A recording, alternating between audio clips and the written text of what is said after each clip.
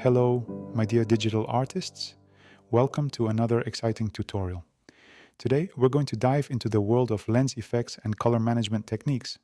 These tools are your best mates when you want to add that extra pinch of realism to your CGI creations. So, buckle up and let's get started. Now, lens effects such as lens flare, chromatic aberration, and lens distortion are like the secret spices in your grandma's special soup.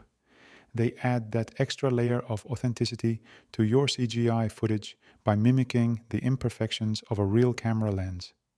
Ever noticed how film footage has a certain organic, textured look? That's film grain for you. When applied to CGI footage, it not only gives it a similar appearance, but also cleverly masks any banding caused by compression and display issues. Moving on to color management. Just like a conductor of an orchestra, we want every instrument, or screen in our case, playing in harmony with each other, maintaining consistent and accurate color representation across different screens and playback devices. To achieve this, we use an OpenColorIO workflow. Think of it as the VIP pass to a high dynamic range and accurate representation of light and color information.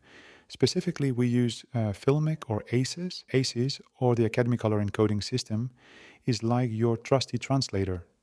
It converts scene-referred linear data to a standardized color space, ensuring consistent and accurate color display.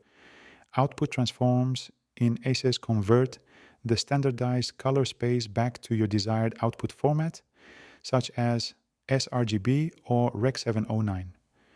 To implement an OpenColorIO workflow, you need to set your scene's color management to use linear ACES CG.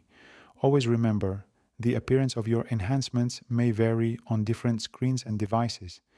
To ensure your renders look top-notch to your audience, it remains a good idea to check them on various screens and devices. Now hold on. Before you rush off to play with Blender's color settings, remember that not all software are best mates. If you plan to enhance your renders in other software, make sure your software supports the same color format and file types.